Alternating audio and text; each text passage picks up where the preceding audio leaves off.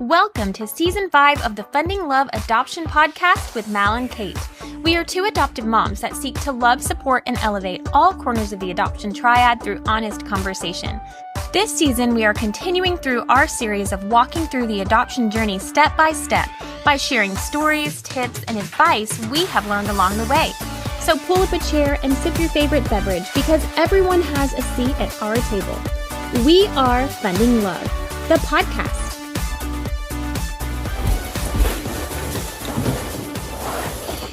Welcome back to episode 2, season 5 of the Funding Love Adoption Podcast with Mal and Kate.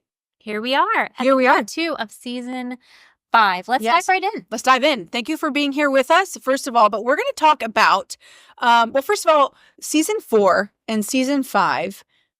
We said we wanted to be very intentional about for those who are going through the adoption process, because when I went through the adoption process, and maybe with you as well, I felt like there wasn't anything. I remember searching on podcasts, searching on Google, adoption podcast, adoption process podcast, what to expect in the process. And I didn't find anything, I guess, or not enough where I felt like I was spoken to or whatever. So these seasons we were like, let's be intentional about walking through the process with a prospective adoptive family. Yes. So if that's you, if you are considering adoption, you're currently going through the adoption process, or you know someone who is, send them these episodes, send them the Funding Love Adoption Podcast, because it really is our goal to be a helpful resource. That's right. For those that are going through the adoption process. That's right. And also educating people both inside and outside the adoption community. Yeah. So the last time we wrapped up season 4, we were talking about profile books and... Yeah. No, I think it was about presenting your profile book to an expectant mother. Yeah. Yes. So today we're going to talk about getting the call. call. And that means getting the call is literally getting the call from your agency that you were chosen by an expectant mother. Mm-hmm. So, well, let's also talk about, I know we touched on it in the presenting profiles. Podcast. But what does it look like to not get chosen? What did that look like for you?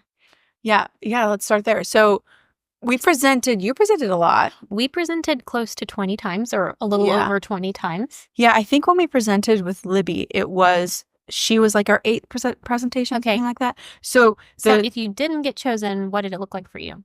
So I felt like, to be honest with you, I was seeking out the answer. Like if we had presented and it was like 3, 4, 5 days, I was like, surely we would know, because first of all, what I'm going to say is that your agency should guide you in this, but you should only present to one expectant mother at a time. It is not right to expect to present to more than one. Maybe we talked about this last time. Maybe we did, but I'm just going to say it again, because if you present to 2 mamas and they're looking at your families and one chooses you, and then this expectant mama is still deciding and chooses you, you have to say no to one of them. And that is not fair to her, because that decision is not an easy one. It's not a light decision. She's put a lot of heart and thought into that and prayer into that decision. So you have to just know that presenting to one mama at a time is the right thing to do. Your agency should guide you in that, but we'll just say that. So when we would present, we'd present your profile and your heart's in it and you're praying and you're journaling and you're there, and like 4 or 5, 6 days go on, you're like, surely there has to be an answer. So I felt like every time, and my memory could be foggy, but I do feel like every time I had to seek out like, hey, were we chosen? What's the answer? And they would respond like, the mama went a different direction, chose another family. And that was how it was for me. What about for you? For us, our agency, we didn't use a consultant. We used one agency, and it was pretty standard. Okay. So they let us know that if the answer was no, the mom made a decision either to parent or chose a different family, that you would get an email. And then if birth mom or expectant mom chose you, then you would get a phone call. So it was always email or phone call, and I'm like refreshing the email. Oh, it's so painful. It's still haven't got one. Does that mean we're going to get a phone call? Yeah. Oh, here comes the email. So ours was pretty cut and dry. I'm guessing it's going to depend on what agency or consultant. Yeah, so with the consultant that we use, Christian Adoption Consultants, once you're with them, they're kind of like you're in between with the agency. So the agency, if the agency doesn't communicate with consultant, they're kind of the ones in the middle. So you have to, there's a few more in between there. For sure. So yeah. That's probably why, because there was more people to communicate. So for us, it meant a phone call meant yes. Yeah. Was that the same for you? Yes, A it phone really call. it was. Yeah, we weren't So- getting a phone call unless it was. Yeah, I feel like for most people, when you hear Yeah. that yes, it's going to be in a phone call. So why don't you share with us? You've gotten 2 phone calls, but maybe just choose one and tell us, like, what was it like to be in that moment of getting a phone call? So with Libby, I would say that's probably the most memorable because I was at work. So we had presented, and I don't know, maybe it was like 3 or 4 days had passed. And I remember the agency that we had connected with then at this point, they said, "Oh, we spoke to the expectant mom last night. She's going to make her decision by morning." So I'm like, "Oh my gosh, I'm working. What do I do?" And so I remember I was a nurse, a trauma nurse at that time, and working in the trauma ER. And you're not supposed to keep your phone on your. But I put the ringer on, had it in my pocket. I was like, "I can't miss this phone call." Yes. So I remember we had just had a level 1 trauma, which means really, really bad trauma, and the room was a mess. It was like all bloody. I think we had just sent our patient up to the OR, and I was down getting cleaned up. I get the phone call. I was like, oh, gotta go. So I like run off to like one of the resident call rooms, and I take the phone call, and it was the agency saying she had narrowed down to 2 families. Oh, wow. What are those 2 families? Wow. And she wanted to meet us, and I'm like, okay, yes, absolutely. And your heart's going. You're like, what do I do? What do I do now? And then you just wait for emails, you wait for scheduling, all of that. So that was, I guess, the first call that we got and getting the call. And so that was it. And then we had scheduled to meet her like a week and a half later. And so that's a big waiting process too, because it's so nerve-wracking to know you want to be so authentically yourself, but you also want to show your total best self. Like, so that's a nerve-wracking thing. And that is where the agency was in Lakeland area. So we drove over to Lakeland. And then after that, we drove to Disney, and that's where we met y'all. You guys had drove down. You were still in Georgia at that time. Yeah. Drove down, and we had lunch together to kind of debrief that meeting we had with her. And so then that was a Wednesday. I remember we met her on a Wednesday. And then I was at work again in the trauma bay on that Saturday when we knew she was meeting with the other family that Saturday morning, and we would know by Saturday afternoon. Wow. And so it was like literally Saturday at like 12:02. I was like, my phone rings. And I was like, you don't know that boy. Is she going to break the news lightly?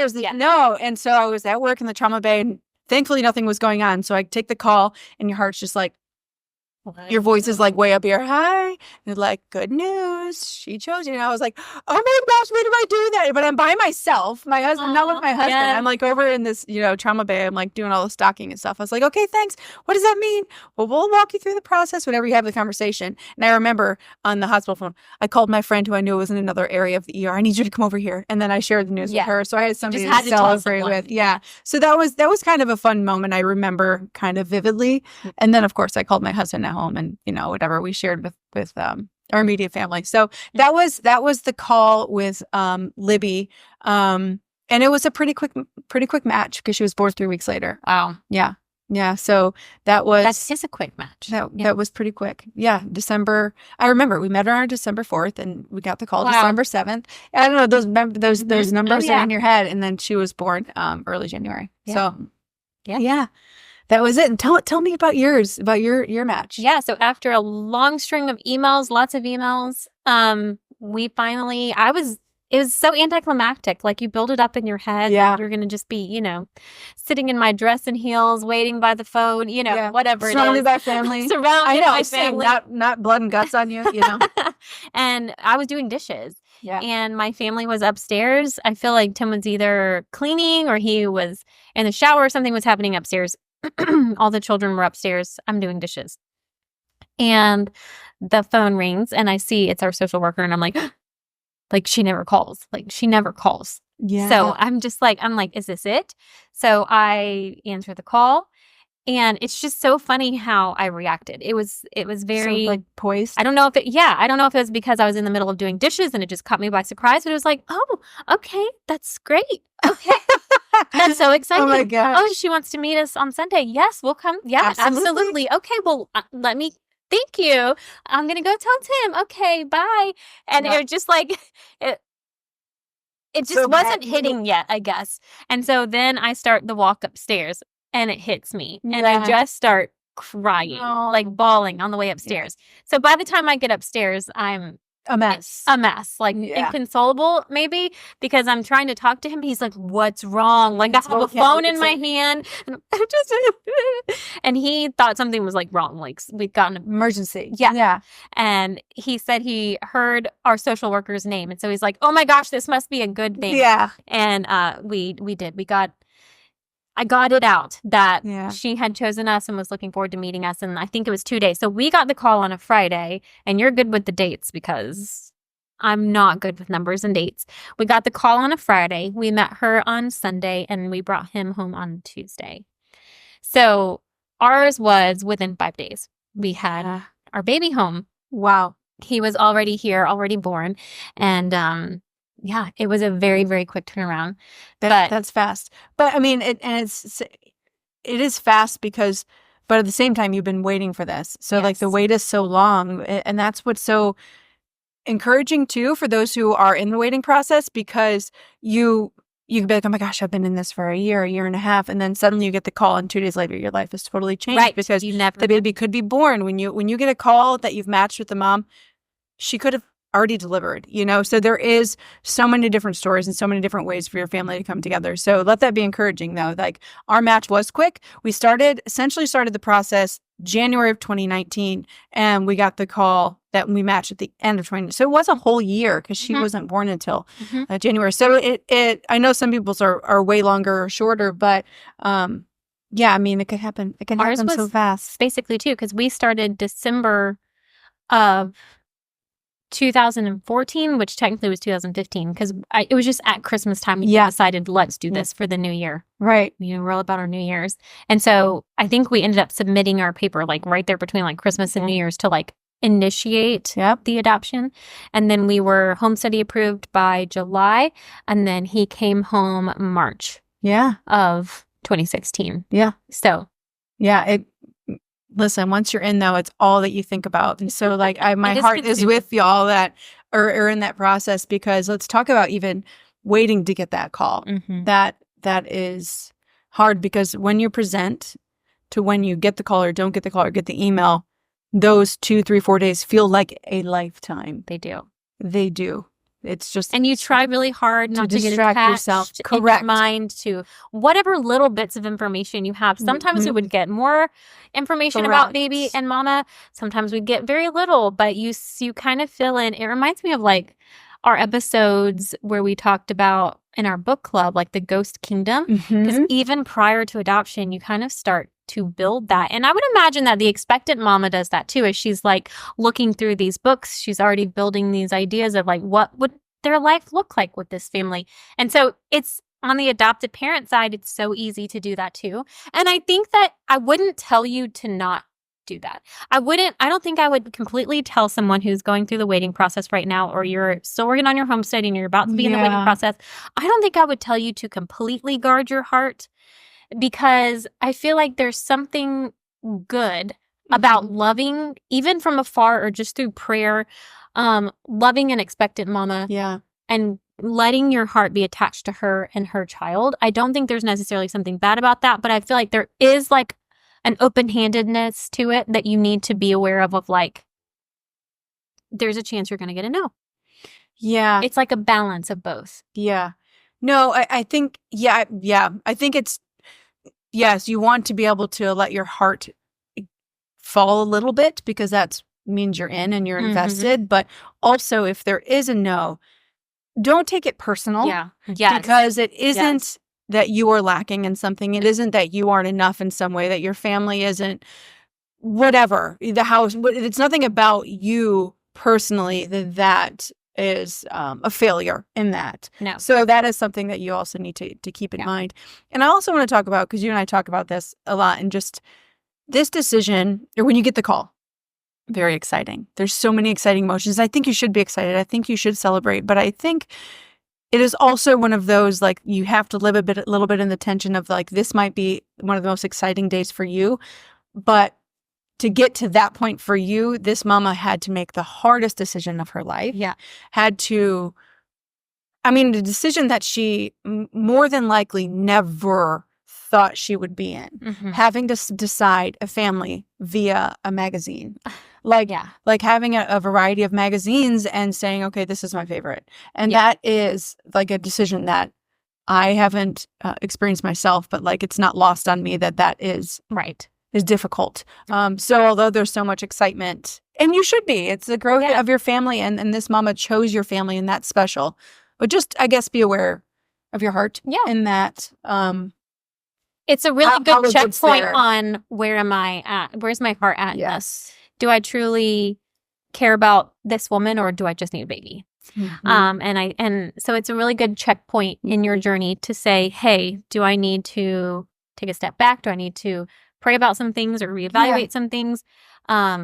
Just be or like, aware. how can I support her even now, even if we aren't even communicating with each other? Yeah. There's still ways that you can support her. I And don't I'm even know excited to this talk woman. about that in future Yeah. episodes. Yeah. Me So, too. yeah. Listen, getting the call, very exciting. But next episode, we're going to be talking about, just to kind of keep the ball going in this Timeline going. the timeline going, we're going to talk about preparing your home and family for the arrival of a new baby. So it's a little bit of a simple conversation that would probably be similar to any family expecting a new baby, but with a few twists of like preparing your family for this. We'll talk about it next episode because I have so much to say now. But we hope y'all enjoyed this one, and thank you so much for tuning in to episode 2 of season 5 of the Funding Love Adoption Podcast with Mal and Kate. We'll see y'all next week. Thank you for listening to this week's episode of the Funding Love Podcast. We are a crowd-funded nonprofit, which means that people like you can help make a lasting impact in the lives of adoptive families and birth moms.